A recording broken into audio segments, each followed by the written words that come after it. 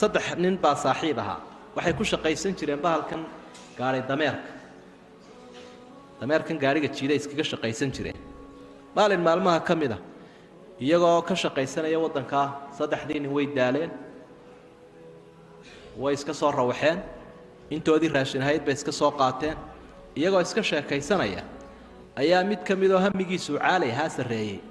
ayaa labadii kale wuxuu ku yidhi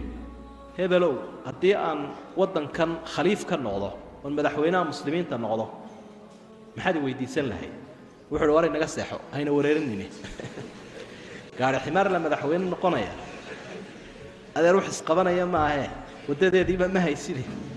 iska seexa buuri waa daashee war adigu ifrid ka soo qaad baan kuuhi buuri ka soo qaad waxaan ku weydiisan lahaa buuri haddaad igu celcelisay inaan samays beerta hebel oo aad u weyn oo kale inaad maxaan ku siiyaa buuri maxaan ku siin lahaa iga codsan lahay waxaan kaa codsan lahaa buuri saddex arrimood beerta weyne hebel oo kale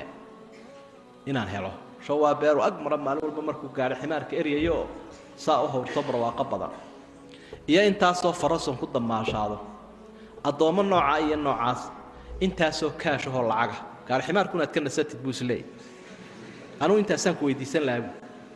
kii kale u hi war adigu maxaad i weydiisan lahayd war adeerow suuragal maaha gaari ximaarle in madaxweyne noqday inaga seexaan ku leeyahay buuri isna intii leeg buu ku celiyey wuxuu yidhi bal ka soo qaad inaan noqdayba ka soo qaadun adigu ifrid qadarba anigu waxba kuma weydiisteen buuri maxaan gaari ximaarle wax ka weydiisanaya haddii ilaahay madax kaa dhiga buuri aniga haddii ilaahay madax kaa dhigo aniga waxaad isaartaa buuri gaari dameer isaar weliba isii jeedi suuqana imari waxaad tidhaahdaa kaasi waa dajaal waa beeraale waxbaha ka dhagaysaninaay qofkii raacana waa la xidhayaa ogeysiiskaa bixi buuhi adeer annagu rajo kaama qabnee ninkii subaxdii buu gaari ximaarkii iibiyey habeenku saa ula tashanayay buu gaari ximaarkii buu iibiyey kadibna dhar buu iibsaday oo waa ishagaajiyey wuxuu u xaadiray bilayskii la qorayay ciidankii bilayska waddanka loo qorayay ayuu u xaadiray wuu dadaalay aad buu u dadaalay wuxuu u shaqeeyey si aan ciidanka kaleba u shaqayn oo daacadnimo iyo hufnaan iyo hawlkarnimo leh xoogaa garoomaa baa la siiyo waa la soo dallacay kor baa loo soo qaaday wuu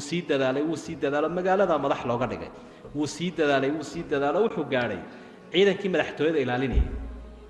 inuu ka madax noqdo ayuu gaadhay markii dambena xokayntii khaaska madaxweynaha ayuu gaadhay markii dambe waxaa dhintay